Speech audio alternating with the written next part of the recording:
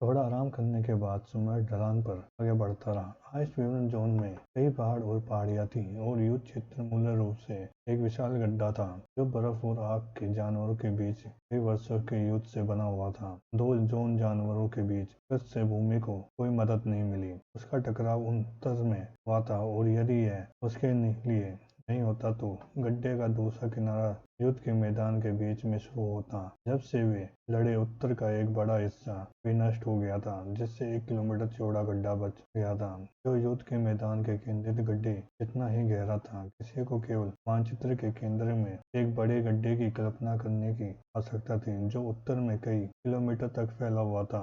जैसे ही सैनिकों के समय ने भारी गिरावट का सामना किया उन्हें बर्फ की कई चट्टानों से बचना पड़ा। कई वर्षों में आग कई हिस्सों में जमीन को पिघला दिया था और उसे दक्षिण की ओर धकेल दिया था। पृथ्वी की ये लहरें आइसमैन द्वारा जम गई थी जिससे वे अनिवार्य रूप से अपनी जगह पर बंद हो गई थी। उनके कारण पृथ्वी की कई जमी हुई चट्टानें दक्षिण और निर्देशित हो गई जिससे उन लोगों के लिए यात्रा करना बहुत खतरनाक हो गया जो हवा में कई मीटर तक छलांग नहीं लगा सकते थे। सौभाग्य से जनरल स्टीड योद्धा के रूप में ये स्पाइक सड़क पर कुछ बड़े कंकड़ से ज्यादा कुछ नहीं थे लेकिन उन पर लगातार कूदना अभी भी थका देने वाला था। तुम्हें यह कोई क्यों कहा कि तुम देशद्रोही हो? दो ने एक की ओर देखा जिससे अभी अभी पक्ष पूछा था। तुम क्यों परवाह करते हो? दो ने पूछा। क्योंकि चाहे आप इसे पसंद करें या ना करें हम तीनों को एक साथ जोड़ दिया गया है। एक ने उत्तर दिया। हम किसी पर भरोसा नहीं कर सकते लेकिन कम से कम हम तीनों के बीच कुछ भरोसा तो होना चाहिए। भरोसे के बिना विश्वास कैसे हो सकता है? दो ने पूछा। मैंने तुम्हें अपने व्यक्तिगत के बारे में एक संदेश हिंसा दिया लेकिन तुमने मुझे कुछ नहीं दिया। एक ने ठहाका लगाया। और मैं कैसे मान लूं कि आप जो कहा वह सच था? खुद को खतरे में डालने का मेरे पास क्या कारण होगा?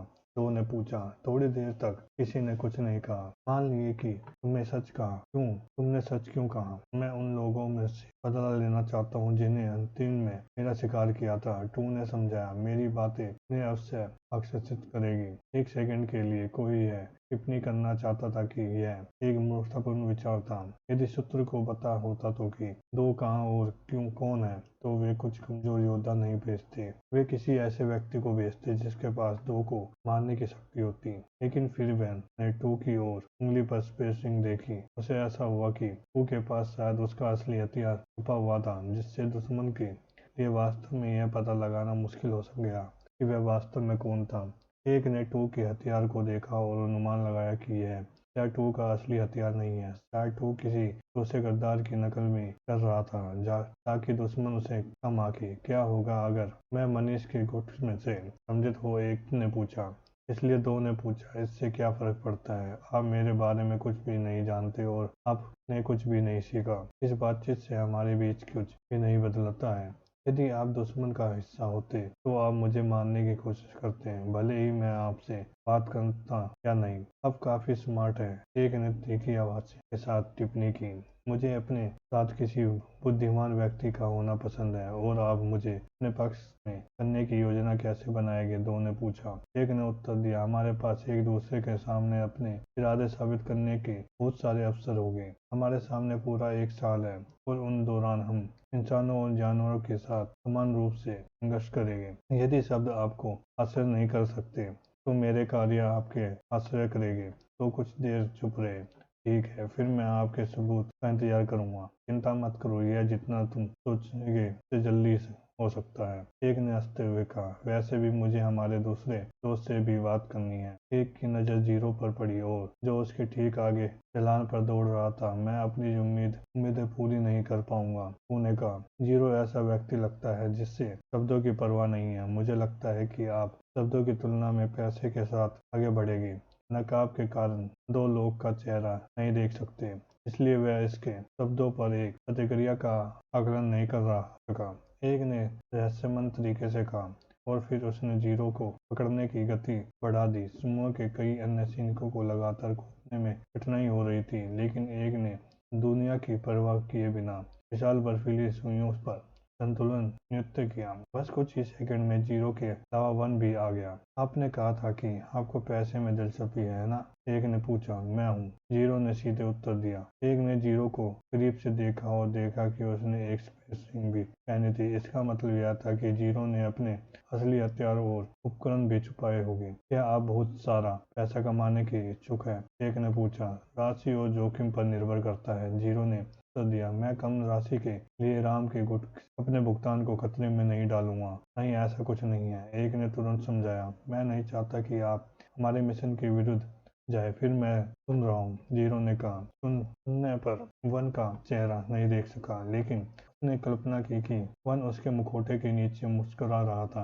आप देखिए, हम तीनों को बाकी सभी ने एक साथ मिला दिया है। अब हम इसे टीम के विपरीत से देख सकते हैं, एक ने समझाया। मुद्दे पर आए, जीरो ने कुछ झुंझलाहट के साथ उत्तर दिया। किसी को यह अच्छा नहीं लगता कि जीरो ने उसे इतनी जल्दी टोक दिया, लेकिन उसने अपनी झुंझलाहट को काबू में रखा। विश्वास के लिए पुख्ता सबूत के बिना को एक टीम बनाने में खुद पर प्रशंसा नहीं है। ऐसा लगता है कि वह चीजों के भौतिकवादी पक्ष की तुलना में वैचारिक रूप पक्ष पर अधिक ध्यान देता है। मैंने कहा। मुद्दे पर आए, जीरो ने फिर टोकते हुए कहा। 2 सेकंड तक एक ने कुछ नहीं कहा। एक ने कहा, मैं आपको अपने वेतन का 50% भुगतान करने को तैयार हूँ, लेकिन मैं चाहता हूँ कि आप मेरे आदेशों का पालन करें।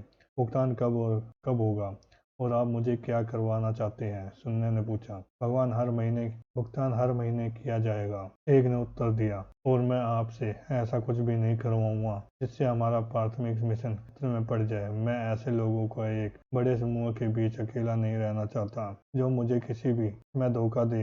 यह पल ठीक है, जीरो ने अपना दाहिना हाथ वन की ओर बढ़ाने से पहले उत्तर दिया।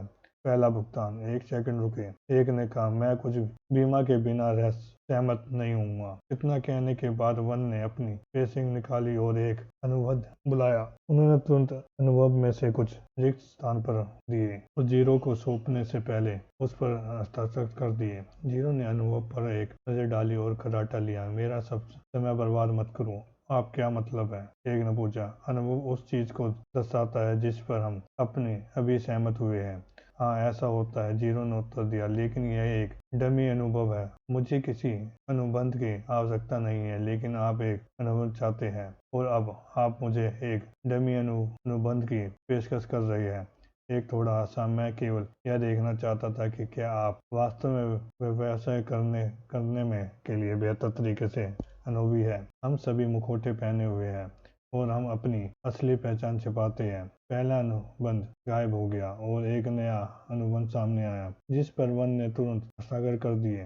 अनुबंध प्राप्त करने के बाद जीरो ने उस पर हस्ताक्षर करने से पहले लगभग 5 सेकंड तक उसे देखा। इसके बगल में अनुबंध की दूसरी प्रति दिखाई दी और एक ने वह प्रति ले ली, जबकि जीरो ने मूल्य प्रति अपने पास रख ली। भुगतान। जीरो ने फिर से वन की ओर हाथ बढ़ाते हुए कहा। एक ने अपनी स्पेसिंग से सोने की एक बड़ी बोरी निकाली और उसे जीरो की ओर फेंक दिया। जीरो ने इत्मीनान से इसे अपनी स्पेसिंग में स्टोर कर लिया।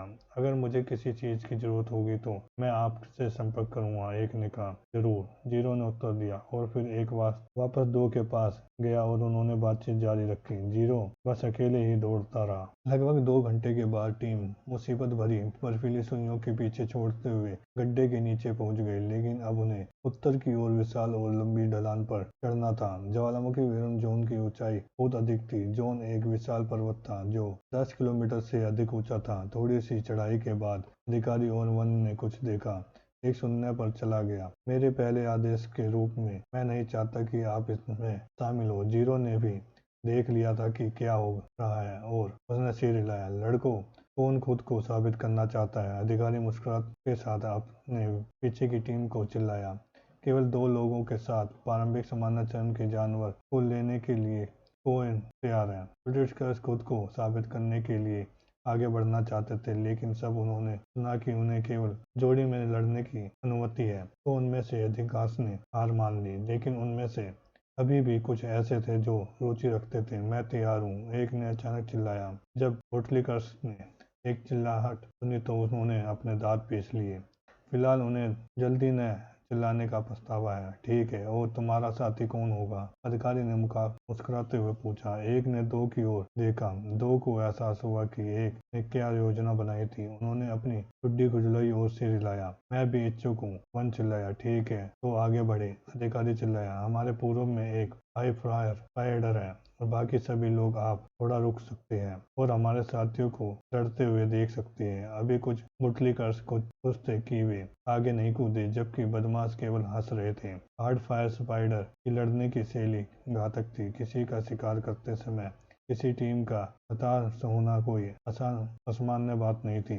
जब वे पूरब की ओर बढ़े तो एक और दो को कोई आपत्ति नहीं हुई। कुछ सेकंड के बाद उन दोनों ने अपने सामने 2 मीटर लंबी और बहुत थोड़ी मकड़ी देखी। ऐसा प्रतीत होता है कि यह कठोर मेंगना से बनी है और इससे तुरंत ही 2 लोगों को उस पर हमला करते हुए देख लिया। आप इसे मारने में कितने आश्चर्य है? एक ने पूछा। दो ने उसकी पीठ से सुई जैसा लंबा भाला निकाल लिया। यह हथियार जानवरों को मारने के लिए बनाया गया है। बहुत बढ़िया, एक ने कहा। फिर जब तुम इसे मारोगे तो मैं ध्यान भटकाने वाला बनूंगा। वन ने ऐसा कहने के बाद वह आगे बढ़ा। दूसरे यह नहीं बता सके कि वह किस प्रकार की क्षमता का उपयोग कर रहा है, लेकिन आगे बढ़ते समय एक बहुत तेज हो गया था। मकड़ी के चारों ओर की बर्फ भाप में बदल गई, क्योंकि उसका शरीर गर्म और चमकदार रोशनी में चमकने लगा। फिर इससे अपने विरोधियों पर भी आरोप लगाया।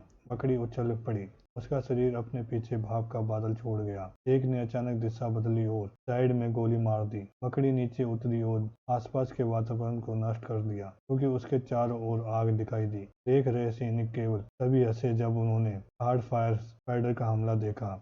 हार्ड फायर स्पाइडर में दुर्लभ लावा एफिनिटी थी, जो अग्नि और पृथ्वी एफिनिटी का मिश्रण था। उनमें आग की विस्फोटकता थी, जिससे उनकी गति बढ़ गई और पृथ्वी का वजन और सुरक्षा बढ़ गई। समझौता यह था कि हार्ड फायर स्पाइडर दूर से हमला नहीं कर सकते हैं, लेकिन वे हाथापाई की सीमा में बेहद घातक थे।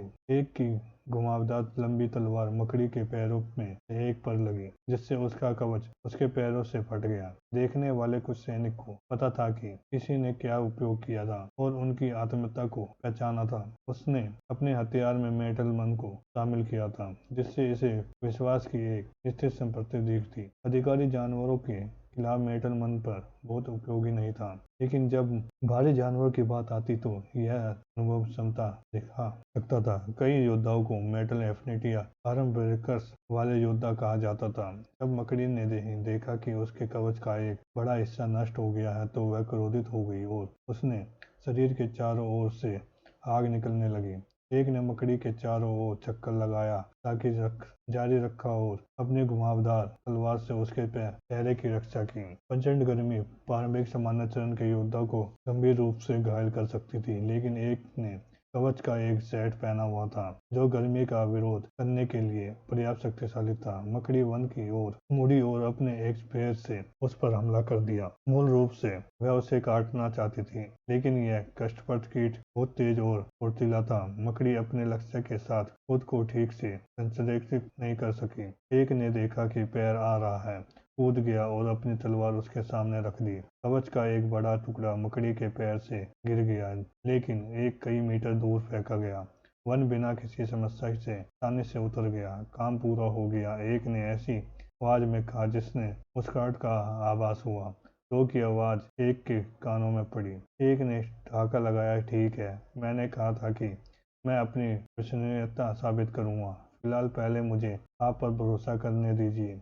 बेहतर होगा कि आप मुझे निराश न करें। दो ने जवाब नहीं दिया। मकड़ी फिर से आग से फट गई। मकड़ी की पीठ से एक विशाल विस्फोट हुआ और वह अविश्वसनीय गति से आगे की ओर उछल गई। एक ने अपनी घुमावदार तलवार को अवरुद्ध स्थिति में रखा, लेकिन हिली नहीं। मकड़ी और वन के बीच से हवा और बर्फ की एक कुछ शांत आवाजें आ रही थी और फिर ध्यान से एक भारी तूफान की तेज आवाज में बदल गई, क्योंकि दोनों लड़ाइयों के बीच पहले से ही खाली स्थान पर बर्फ और बर्फ इकट्ठा हो गई थी।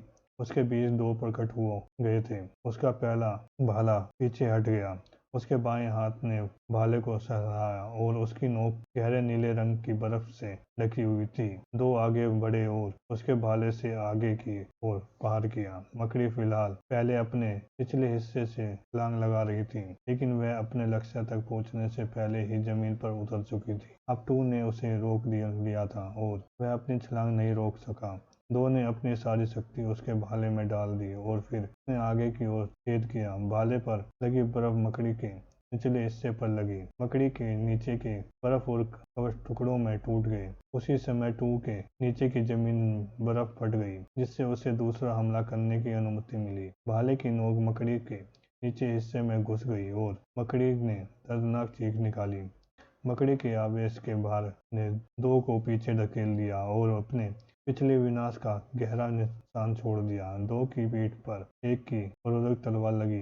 भाला मकड़ी के पिछले हिस्से से निकला गया और तलवार लड़ाकों ने फिसलना बंद कर दिया। मकड़ी ने पैर असहाय होकर लड़खड़ा रहे थे, क्योंकि वे अपने नीचे की जमीन को नहीं छू पा रहे थे। एक ने दो के कंधों पर छलांग लगाई और आगे कूद गया। उसकी घुमावदार तलवार ने एक काला छाप छोड़ दिया।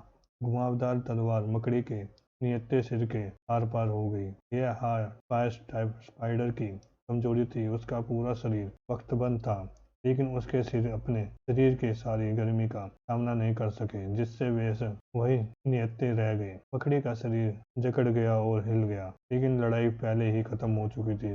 देखना उतरते ही एक ने कहा, मैंने आपके विश्वास के साथ विश्वासघात नहीं किया है ना? दो ने अपना भाला पीछे खींच लिया और मकड़ी को जमीन पर गिरा दिया।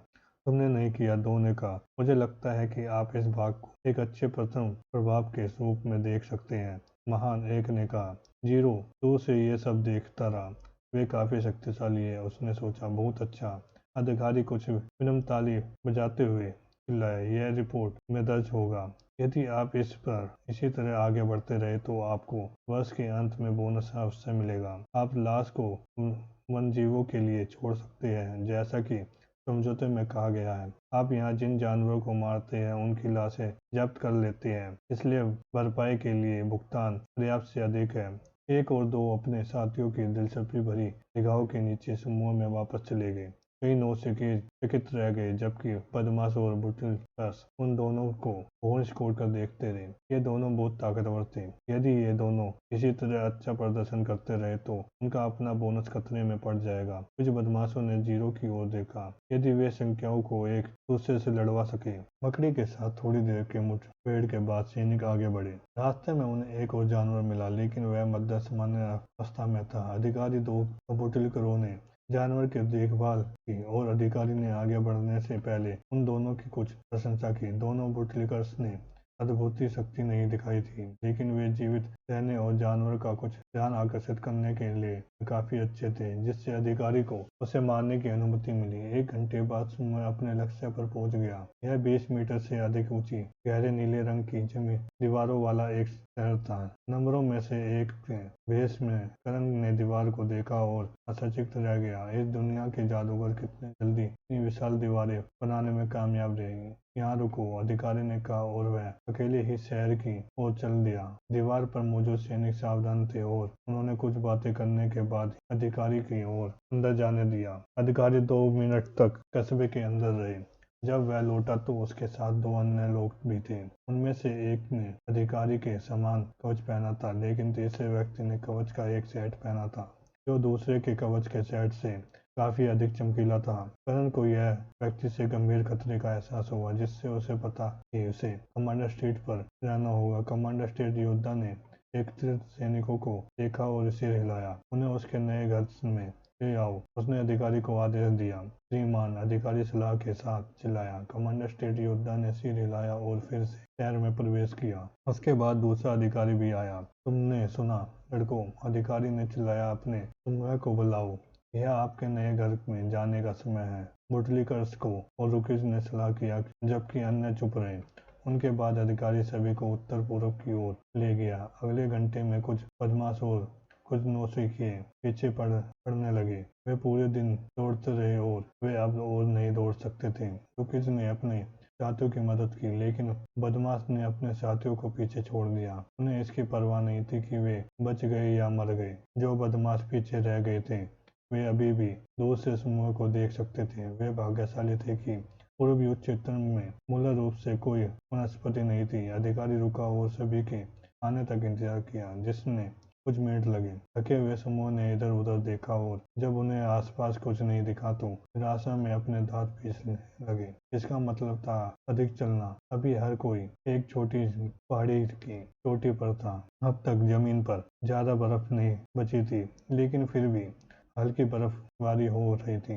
जमीन पर गिरते ही बर्फ तेजी से पिघल गई। पहाड़ी पर जमीन हवा से अधिक गर्म थी, जिससे सभी को बताया कि वे ज्वालामुखी विरम जोन के करीब थे। फिलहाल शाम हो चुकी थी, लेकिन घने बादलों के कारण ऐसा लग रहा था जैसे रात हो गई हो।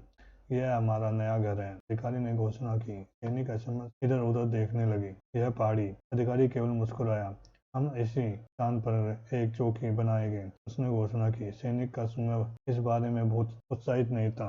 अब मैंने आपको अब तक जो देखा है उसके आधार पर कार्य का वेतन करूंगा। इसके बाद अधिकारी ने एक के बाद एक लोगों को सामने बुलाया। तुम दीवार बनाओगे, अधिकारी ने बदमाश से कहा।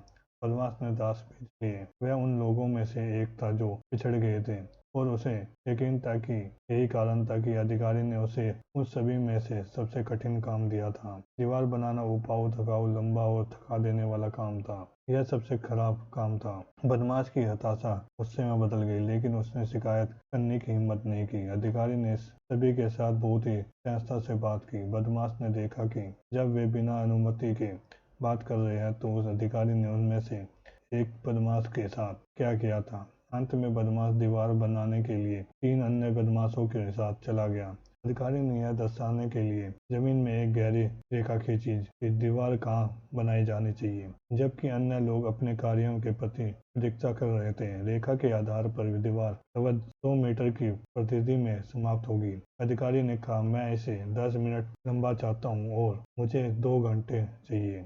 अधिकारी ने उन ओर इशारा करते हुए कहा, जहाँ गेट होने चाहिए। सर, हमें सामग्री के रूप में क्या उपयोग करना चाहिए? बदमाशों में से एक ने विनम्र और सावधान स्वर में पूछा। अधिकारी केवल मुस्कुराया। अधिकारी ने कहा, आप तीनों कम से कम अपनी ताकत से इस पहाड़ी तक पहुंचने में कामयाब रहे। फिर अधिकारी ने उन 5 छात्रों की ओर देखा जो पीछे रह गए, जिसने उनके साथियों ने मदद की थी। अधिकारी ने कहा, उन्होंने ऐसा नहीं किया। उस पल छात्रों को पता था कि क्या होने वाला है। जो छात्र पीछे रह गए थे वे फेल हो गए थे, जबकि अन्य छात्र उसकी मदद करने के लिए हैरान और दोषी महसूस कर रहे थे। बगल से कर्ण ने भुएं चढ़ाकर यह सब देखा, जो उसके मुखौटों के माध्यम से नहीं देखा जा सकता था। यदि अधिकारी एकता को बढ़ावा नहीं देता, उसने सोचा, ऐसा लगता है जैसे वह व्यक्तिगत ताकत की अधिक परवाह करती है। एक सैनिक को दूसरे सैनिक की मदद करने के लिए डंडियां करना बहुत आसान है। आमतौर पर सेना ने सैनिकों के एक समूह को एक इकाई में बदल दिया।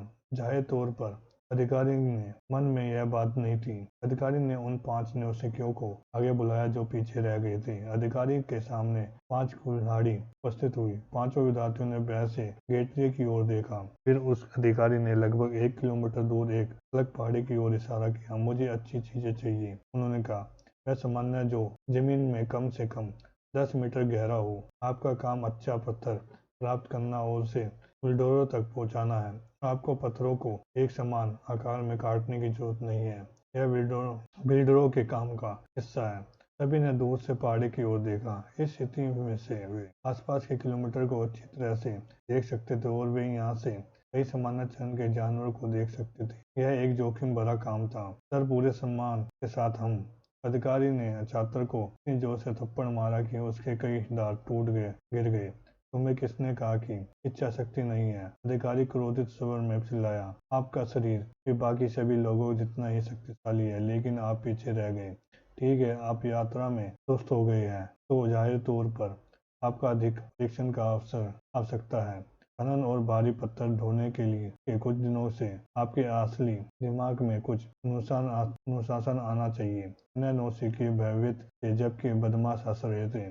कोई और शिकायत नहीं थी। उनके बाद अधिकारी ने बूट चाटने वालों को आगे बुलाया और उन्हें कई घर बनाने का काम दिया, जिसमें से प्रत्येक का एक अलग उद्देश्य था। उन्हें पत्थर भी गेटी से उठाना पड़ेगा। सैनिकों के इस समूह में से दो चीजें थी जिससे उनके लिए यह आसान हो गया। सबसे पहले, पत्थरों को सबसे कठोर सामग्री होने की आवश्यकता नहीं है। जब तक जनरल स्टेट योद्धा के दुर्घटना गिरने में इमारत नहीं गिरती, तब तक यह सब ठीक रहेगा। दूसरे, उन्हें सव्य प्रबंध करने की अनुमति दी गई, जिसका अर्थ था कि हर किसी को पूरे समय पत्थर खनन का कठिन कार्य नहीं करना पड़ा था। वे बस खनन कर सकते थे।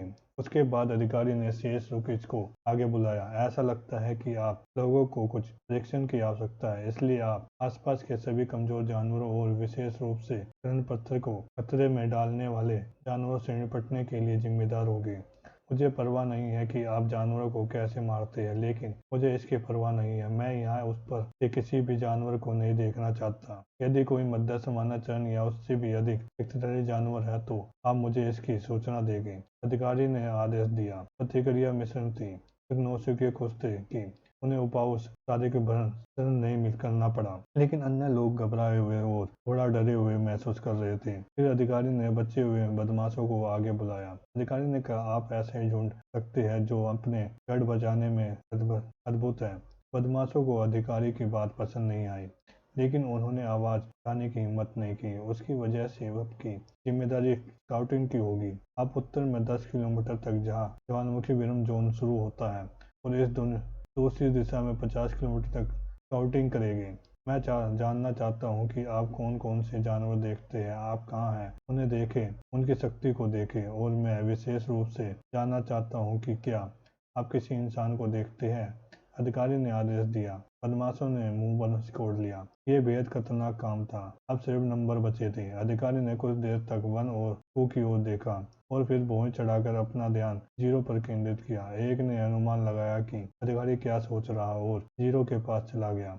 उसका और मेरा एक समझौता है, मुझे उसकी ताकत पर भरोसा है। अधिकारी ने 0 को थोड़ा और देखा। 1 और 2 ने अपनी ताकत साबित कर दी थी, लेकिन उसने अभी तक 0 को लड़ते नहीं देखा था। लेकिन 1 ने सुनने की पुष्टि की थी, इसलिए अधिकारी को कोई आपत्ति नहीं हुई। अधिकारी ने कहा, आप यहाँ कैंडल बॉय पर रहेंगे। आपकी जिम्मेदारी किसी भी मध्य समानाचरण के जानवर से निपटना है। क्या आपके पास ऐसा करने की शक्ति है? अधिकारी ने पूछा। अधिकारी ने यह नहीं पूछा था कि क्या अन्य लोग अपने कार्य को निपटाने में सक्षम है, क्योंकि उसने अपेक्षा की थी कि उसके पास अपने कार्यों को करने की शक्ति होगी, लेकिन मध्य समानाचरण के जानवर को मारना सामान्य दायरे से परे था। ऐसा लगता था कि 1 और 2 हार्ड फायर स्पाइडर के साथ अपनी लड़ाई में काफी सजग थे। यही वजह थी कि उन्होंने उसे यह काम देने के बारे में सोचा। 3 नंबरों ने एक दूसरे की ओर देखा। मुझे अतिरिक्त भुगतान चाहिए। अधिकारी ने भौहें सिकोड़कर 0 की ओर देखा। 1 और 2 ने भी उसकी ओर देखा। अधिकारी ने कहा, मैं आपको आश्वस्त कर सकता हूँ कि यदि आप एक समूह में एक जोड़े को मारने में कामयाब होते हैं तो आपका बोनस कम से कम औसत से ऊपर होगा, भले ही आपके शेष प्रभाव के दौरान प्रदर्शन औसत दर्जे का मेरे साथ ठीक है। 0 ने कहा। 1 और 2 ने एक दूसरे की ओर देखा और सिर हिलाया। हम सहमत है, 1 ने अधिकारी ने कहा। अधिकारी ने मुस्कुराया और सिर हिलाया। अच्छा। फिर वह बाकी सभी को और मुड़ा। अब अपना काम करो।